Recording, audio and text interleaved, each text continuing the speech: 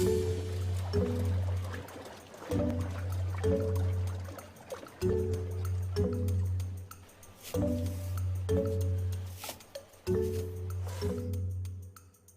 Rob. He's been living on the river for the past 5 years and has a unique way of navigating the British waterways. The alternative features of Rob's floating home allow for ad hoc modifications on the fly. However, Rob's methods aren't an exact science. His 40-foot floating home often attracts a lot of attention from the public. I thought that was really cool, the fact that he's not using any petrol and he's actually using his own foot pedal power to move it along the river, and he's got loads of plants. It looks really nice. But the thing, of course, that really fascinated me is how he has got the pedal mechanics going. They're absolutely incredible, because it does actually, when you think of it, move it quite fast. So it's quite, it's quite something. Absolutely fascinating. And to be powered by pedal power, it's unusual, isn't it? It's amazing, isn't it? Yeah. Well, I don't know, going against the current, it must be quite hard, I should think, when you're going against the run of the river.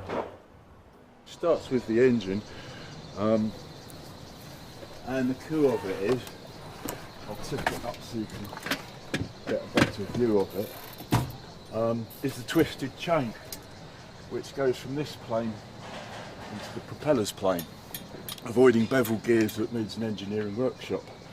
So my friend did all the welding, and I've carried on with bolting bits to it, so I've got steering and the seating's in a better position. And the propeller I'm very lucky with. It was the only one that was large and in my price range, and it works. Not entirely funny, but someone did hit my engine and buckled it. But unfortunately, because it's not a regular engine, the Canal and River Trust weren't interested. They were like, well, it's not a real engine, just move. We don't want to hear about it. Which seems slightly unfair, but then, hey, I'm doing things differently.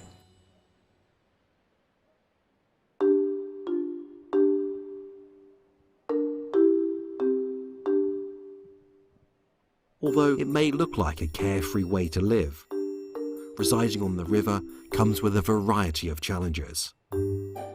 One of which is tackling the country's many lock systems. However, life on the river does come with its perks. I suppose the biggest thing I enjoy is nature. It's like having the biggest shared back garden in Britain. But in addition to that, other boaters come from all walks of life, but they're there because they want to be. Whereas a lot of other housing, people are put together and don't necessarily want to be there. So there's a community of people where there's friction, but amongst boaters, there's all sorts of different people. The cat Eli, she's the one that kind of makes me keep it all clean and tidy, because if anything's loose and she jumps onto it, she'll fall off into the canal. She has been into the canal, she can swim, not particularly well, and she needs fishing out sometimes. What's happening, Rob? I'm not entirely sure, it suddenly got incredibly stiff. The downside of not using a conventional engine can sometimes mean that Rob faces additional challenges, which force him to be creative and resourceful with his problem solving. What happened, Rob? Rope. Rope around the propeller. Yeah, it was like cycling through treacle.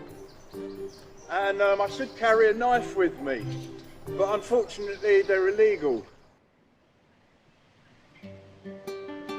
Winter is quite difficult. One of the main things is the lack of daylight. The day starts at 7 o'clock and then is finished by 5 o'clock. The cold is an issue. I have a wood burner, but that requires looking for wood and cutting the wood. But it's a small boat, so it heats up very quickly and I end up opening all the windows.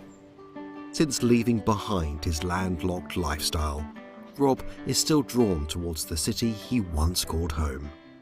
Oh no, I don't have a specific base, but in Camden, that's where I kind of used to live. I've got a yard there where I've got storage of mahogany and other things that I collect. Yeah, right in town, all the skips are full of stuff.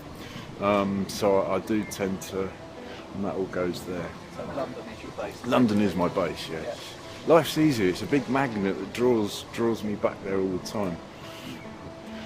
Yes, the bins are full of stuff. Having previously owned a bike shop on land, Rob dreams of one day opening the world's first mobile bike repair centre on the river.